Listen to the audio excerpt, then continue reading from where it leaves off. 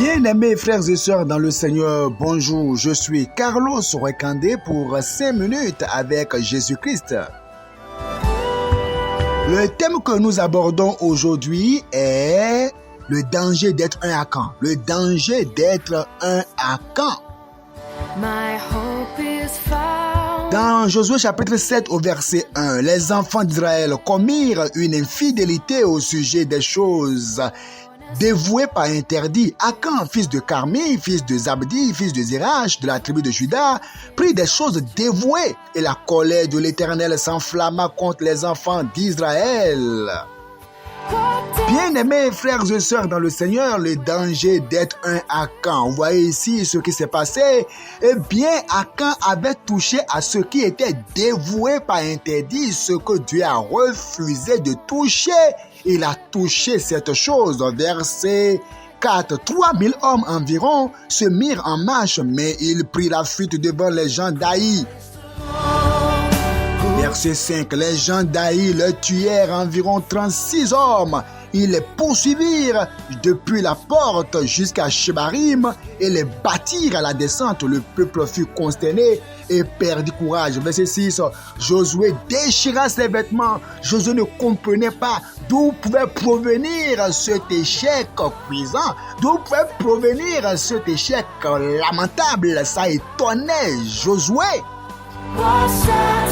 Bien-aimés frères et sœurs dans le Seigneur, cet échec était dû au fait qu'il y avait un monsieur caché là, un monsieur qu'on appelle Akan, un monsieur qui avait touché à ce que Dieu a interdit. Et aujourd'hui, les Akans sont nombreux dans nos assemblées. Il y a des Akans dans nos groupes de prière, les Akans dans le groupe d'intercession, un Akan dans la chorale, un Akan dans le comité de mariage, un Akan qui est quelque part là-bas, mais pourtant qui occupe une position stratégique. Oh, dans Matthieu 23 au verset 27, malheur à vous, scribes, pharisiens, hypocrites, parce que vous ressemblez à des sépulcres blanchis. Des sépulcres blanchis qui paraissent beaux au dehors et qui au dedans sont pleins d'ossements de mort et de toute espèce d'impureté.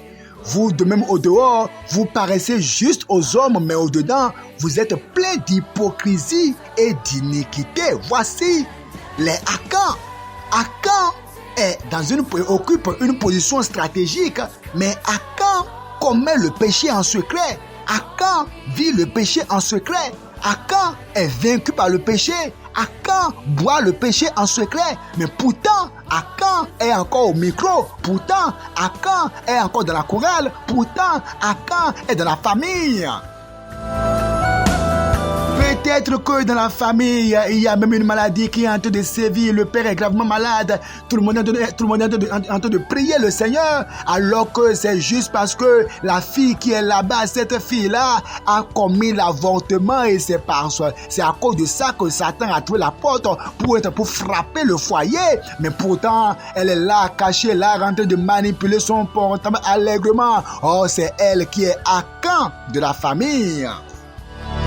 Ou ce jeune garçon là-bas qui boit le péché en secret, la pornographie en secret, et à cause de lui maintenant, des difficultés sans nombre sont en train de s'abattre sur le foyer. Pourtant, il est là, c'est lui qui se plaint. Pourtant, c'est encore lui le Akan, l'Akan, qui mange le péché, qui boit le péché, qui paraît beau dehors, mais à l'intérieur, c'est un ossement desséché.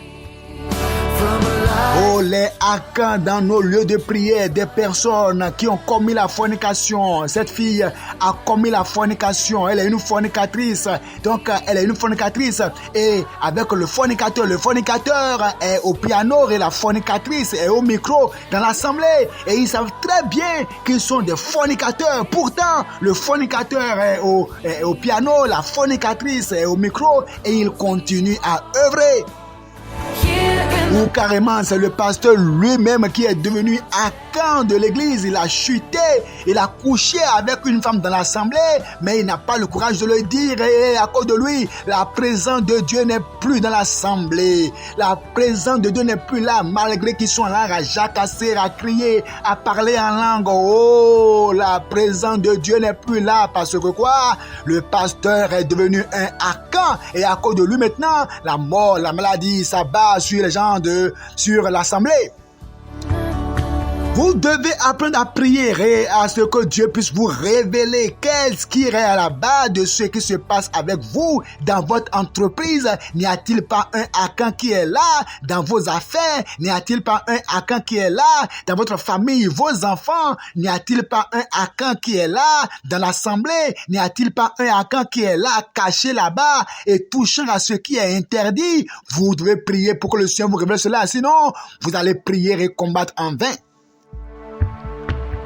Bien-aimés frères et sœurs dans le Seigneur, nous voyons comment est-ce que Akan a été traité, Akan a été lapidé, lui, sa femme, ses enfants, ses fils et tout est brûlé au feu. On ne vous demande pas de brûler les gens aujourd'hui, mais vous devez apprendre à les sanctionner, à les discipliner pour que la colère de Dieu soit apaisée dans l'assemblée, dans vos familles. Que le Seigneur vous bénisse, ne soyez pas un Akan au nom de Jésus. Amen.